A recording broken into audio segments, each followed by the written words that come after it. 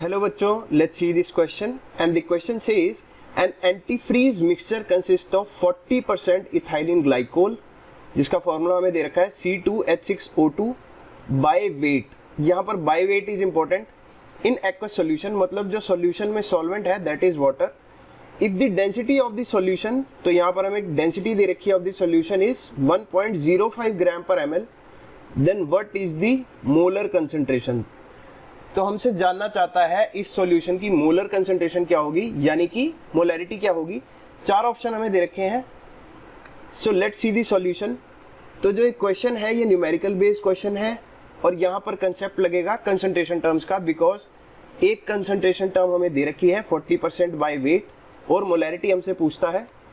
सो यहाँ पर की कंसेप्ट लिख लेते हैं। की कंसेप्ट इज कंसंट्रेशन, चलो पूरा लिख दो, कंसंट्रेशन टर्म्स, और ये किसके लिए होती हैं? For solutions, for solutions.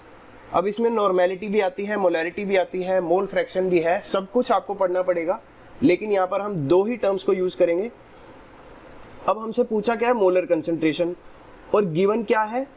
By weight concentration, और डेंसिटी दे रखी है 1.05 ग्राम्स पर ml।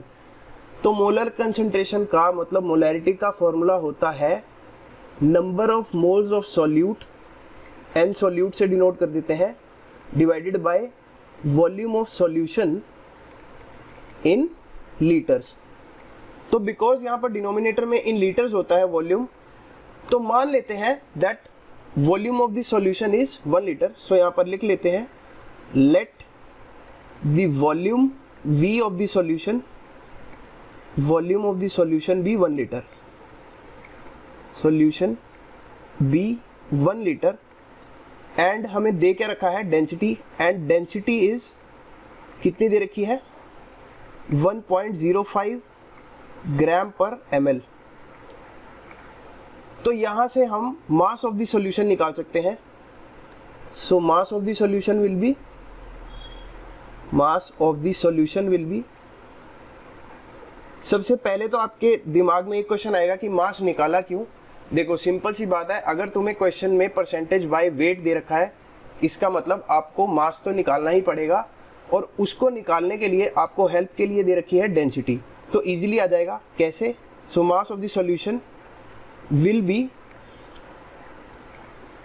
कैसे आएगा? देखो डेंसिटी का फॉर्मूला हम जानते हैं, मास अपॉन वॉल्यूम। तो मास क्या होगा? Mass will be equal to density into volume. अब वैल्यूज पुट करते हैं। Mass will be mass of the solution, density दे रखी है हमें 1.05 ग्राम पर ml, और 1 लीटर सॉल्यूशन है, इसका मतलब 1000 ml लिख सकते हैं हम इसको। तो डेंसिटी इनटू वॉल्यूम कर दिया, ml से ml कैंसिल आउट हो गया। यहाँ पर जो मास ऑफ द सॉल्यूशन आया दैट इज इक्वल टू 1050 ग्राम। तो दैट इज इक्वल टू 1050 ग्राम। अब क्वेश्चन बहुत ही इजी है, अगर एक बार हमने मास निकाल लिया तो यहाँ पर गिवन क्या है? That 40% ethylene glycol by weight is present. So given लिख लेते हैं, given that 40% ethylene glycol is present.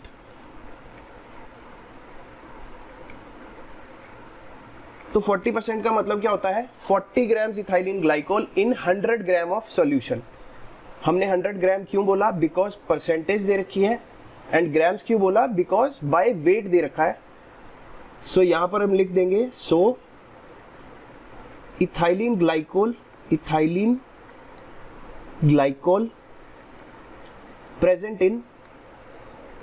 present in total solution will be, in total solution is equal to 40 grams तो है 100 ग्राम्स में, ठीक है। अब टोटल सॉल्यूशन कितना है? 1050 ग्राम्स। तो यहाँ पर 1050 से मल्टीप्लाई करेंगे, तो जब हम इसको सॉल्व करेंगे तो हमारे पास आएगा, तो यहाँ से 0 से 0 कैंसिल, न्यूमरेटर में भी 0 कैंसिल, तो टोटल सॉल्व करने पर आएगा 420 ग्राम्स। और ये ग्राम्स किसके आए? Of ethylene glycol. अब की बार हम इसको इजी लिख देते हैं। अब लेकिन हमसे कंसंट्रेशन पूछी है, मोलर कंसंट्रेशन, तो इस 420 ग्राम्स ऑफ इथाइलिन ग्लाइकोल को कन्वर्ट करना पड़ेगा इन मोल्स। तो नेक्स्ट स्लाइड पर चलते हैं। हम जानते हैं नंबर ऑफ मोल्स का formula, number of moles n is equal to given weight upon molecular weight. तो यहां से हमने गिवन वेट तो निकाल ही लिया है, कितना आया हमारे पास? 420 ग्राम्स। तो यहां पर हम लिख सकते हैं so number of moles of ethylene glycol will be of ethylene glycol is equal to given weight जो हमने निकाला 420 grams divided by molecular weight of ethylene glycol that is equal to, अब ये कैसे निकालेंगे? देखो गिवन फॉर्मूला क्या है? C2H6O2। तो यहाँ से अगर हम वैल्यूज पुट करें, कार्बन का वेट होता है 12 इंटू 2 24 प्लस 6 हाइड्रोजन का plus 16 two 32 of oxygen that will be equal to 62 grams. तो यहाँ पर हम रख देंगे 62 ग्राम्स पर मोल। तो ग्राम से ग्राम्स कैंसिल हो जाएगा and 420 divided by 62 will be equal to 6.77। ये मोल्स डिनोमिनेटर में है तो न्यूमरेटर में चला जाएगा 6.77 moles. Hence the molarity of the solution will B, hence the molarity of the solution will B, अब देखो जो ये 6.77 मोल्स आए हैं ये किस में आए हैं? 1 लीटर सॉल्यूशन में will be 6.77 moles per litre, और इसी को हम क्या कहते हैं? 6.77 मोलर। तो यही हमारा आंसर हो गया। अब ऑप्शन में देखते हैं।